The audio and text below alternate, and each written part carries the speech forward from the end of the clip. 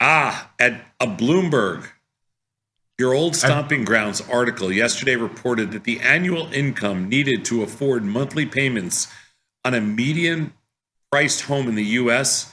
was $126,670.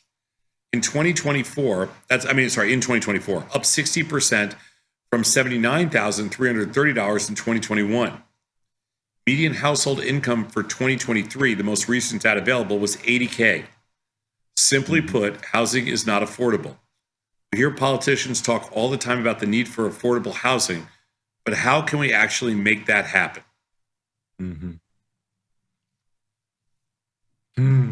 How can we make that happen? So the reason we're in this situation is because the politicians and banks have collaborated for decades to provide cheap financing for real estate, because it's beneficial to the politicians and the banks to have a never-ending cash monthly flow payments, and to have people in-house. That has basically facilitated a total mispricing of all of the real estate in America, which I really understand more, having been living in Italy and in Europe, where there's not, you can't get a mortgage 5%, 10%, even 20%. Like there's no the leverage available for a home buyer in Europe does not exist the way that it exists in the United States. You know, your leverage is 50%, your down payment's 50%. You prefer that? I prefer. I don't know. Prefer, not prefer. What I'm saying is, if you're saying that keeps the prices down, there's no $25 million apartments in Milan, right? Because it is. Now, are you AOC? Just because you called me AOC, I mean, now are you AOC? I mean, you pick and choose when you're going to be AOC. Is that what you tell me?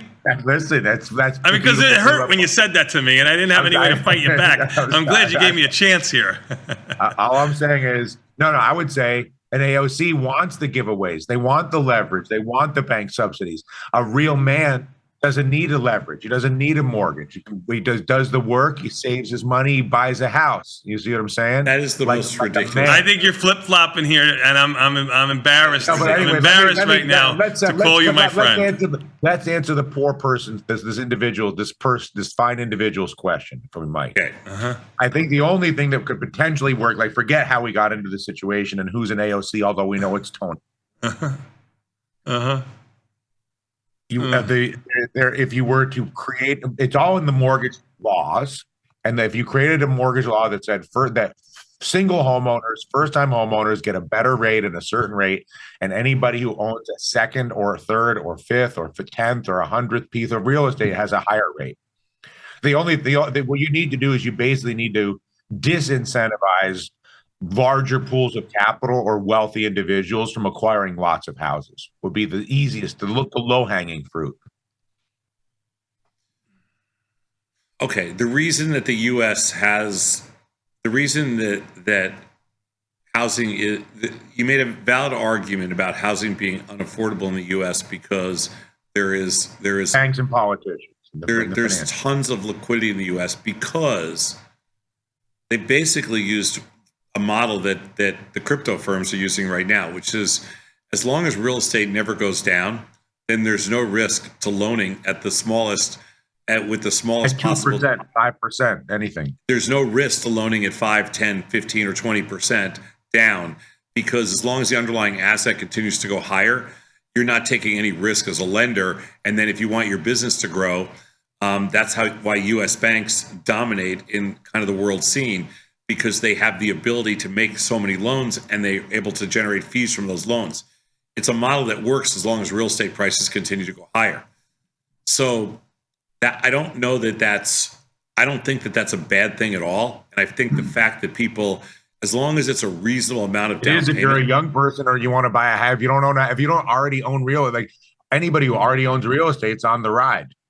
But if you're not, the point of this question was, I understand, but I don't think it's a reasonable answer to say, oh my God, the way they do it in Germany or in Russia is great. You need you got to take a suitcase full of cash to buy a place, and that's why no place ever come up for sale. It's a ridiculous. those systems. I didn't say Germany or Russia. I said Italy. Whatever. All those countries have. It's so antiquated. It's so outdated. Their whole system of the paperwork is unbelievable. Come on, gentlemen. We're free market cap. The real.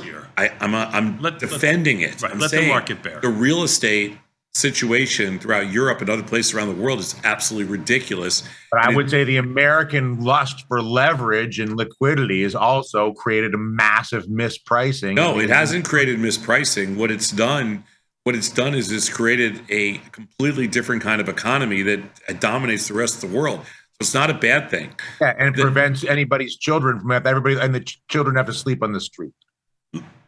No. Listen, gentlemen, you come up with the answer to this question, you win a Nobel Peace Prize. I mean, what I think there's a couple of ways to approach. There's a couple of ways to approach this, and you can make capital available. You can make capital available for building, federal capital available for building things in areas where people don't necessarily want to live. So in other words, you can reinvent. It doesn't work. We're going to stick them out in the desert or up. No, you can reinvent where there's no water. Is that where we're going to put them? You can rebuild and reinvent different parts of inner cities. You can make capital available, in less desirable areas to encourage building. To encourage, you can build lower cost housing. That's one of the things you can do. You can basically, through different programs, you can fund or discount, how much it costs to borrow money so that you can build things and you can incentivize people to develop in less desirable areas. Of course. And there's certain parts of different inner cities where you can do that. There's certain parts in different places in the country where you can do that. That doesn't require that much infrastructure change. And one of the ways that you bring down prices is you create more houses. You create more places to live. And so by incentivizing different communities, different states, different cities, different areas to build houses, you effectively bring down overall costs. There should be Kumbaya music playing in the background. But that's the only way you can. Sounds wonderful. How do you do it? Raise taxes? It's the only way you can effectively do it. It's not that hard to do because what your question here is. Obviously, it's hard to do because it's never been able to be done. Because nobody cares. Well, I don't. Because nobody cares. There's a big difference. No, because they raise taxes on AMD and NVIDIA. That's why. What's that, Tony? You guys, you can't always poo-poo everything, or you can. I'm not poo-pooing everything. I'm just saying it's. Or you can help to come up with a better solution. Yeah, I'd love to come up with a better solution. Totally agree with you. Are you part of the problem? Or are you part of the solution? Both you guys are part of the problem because only Sazov is not part of the problem. So I got. How about this? I bring solutions. How about this? Let's do it this way. Because my friend tried to rent a car this week. It was $470 in taxes going to the city just to try to rent a car for the week. So it's not. They're already taxing us to the hill. How about we make the corporations who are taxing us like this put the money back into and fund what you're talking about? Oh my God. This is what we've been saying for a long time. Change the corporate tax structure so companies like Apple don't pay 5% taxes. I'm all for it. I think every American's for it too. Okay, you change it so companies so now it's our politicians that have to change it, right? So maybe the 15% tax, to get back to the last question, we don't sell any chips to China. We don't tax them at all then. So you can do it that way. So aerospace and defense companies don't have post office box addresses in Dubai and don't have post office box addresses in Ireland so that they don't. Now you're talking to me, baby. We've been saying this. Scarface. We've been saying this forever. Okay, but it's too. You're mixing apples and oranges, but we've been saying it forever. Mr. Radigan, thank you so much for your time.